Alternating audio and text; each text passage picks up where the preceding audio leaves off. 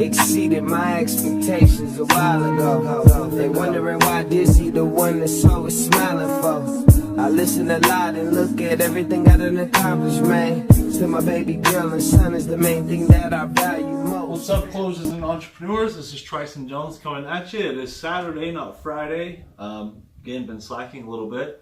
That's due to my own lack of planning in my life, which is something that I'm going to change. So I apologize to you from me. But nonetheless, I was going to make a video earlier this morning and got everything set up.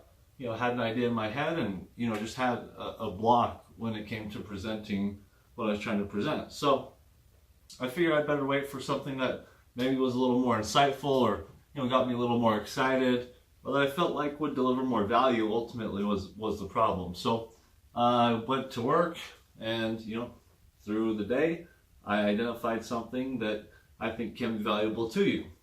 And so what I want to talk to you about today is the idea of the purposely phrased tie down. So when you're tying somebody down throughout your process, you're asking them questions that evoke a commitment, that evoke that they are ready, right? Basically, it's a confirmation that they are the right prospect, right? That they're ready to move forward. There's nothing holding them back. And so as you're going through and you're tying them down, the purpose is to close the doors so that ultimately you can close them, right? And so, you know, what I noticed was that there's a few different ways that we can tie people down, right? We can, you know, get them to beforehand, before we ask the tie down question, we can get them to state the answer that we're looking for. And we can say, well, you know, John, you already said that you would be willing to do this and this and this and this if this were the case, right? Yes. Okay, well, that's a tie down, right? And so there's ways to ask tie downs, and this goes in back to a video that I'll include a link in this post about creating objections, right? And so as you're tying them down, the purpose is to close the doors. Well, the doors are objections. And so if you can tie them down in a way that is going to more effectively evoke them to object, if they have an objection, then that's obviously the most effective way to do it. So here's just a few examples. Hope, again, this you know, makes sense and sinks in and can apply to you. But, you know, here's one example, right? Would you agree? Great question. Would you agree that this and this and this and this? Well, yes. Okay. Well, a way to ask this question that would evoke them to more probably tell you an objection if they had a disagreement, right, is to ask in a way that, is there anything that you would disagree with? Well,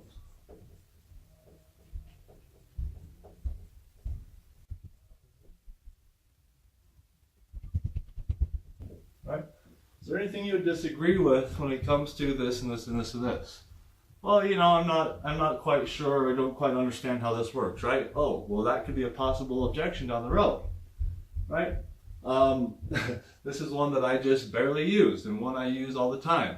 That's just asking a simple question, right? You know, this is to evoke a simple agreement. Yeah. And it leads somebody into agreeing to something that they may or may not agree to.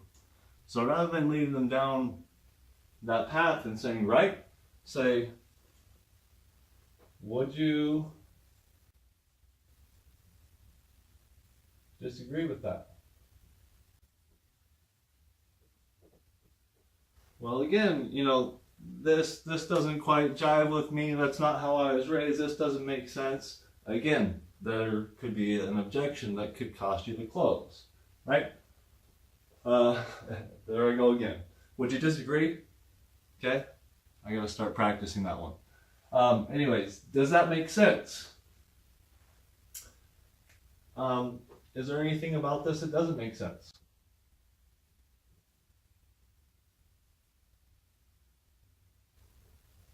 All right. The question, would you be ready? What would hold you back?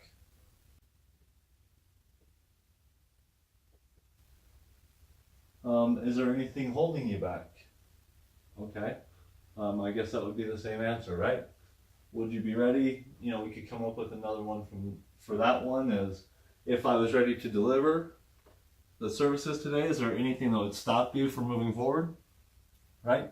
So basically what you're doing here is you're flipping this from trying to evoke an answer of yes to trying to ask the same question and evoke the answer of no, but still get a tie down. And what they're answering no to is that they agree with you. There's nothing they would disagree with, right? So when you make an agreement, it's one thing. When you admit and convict somebody that you don't disagree with something, then I think that's more powerful in the sales process. So that's just my opinion. That was a thought I had today. I hope that brings some value to you.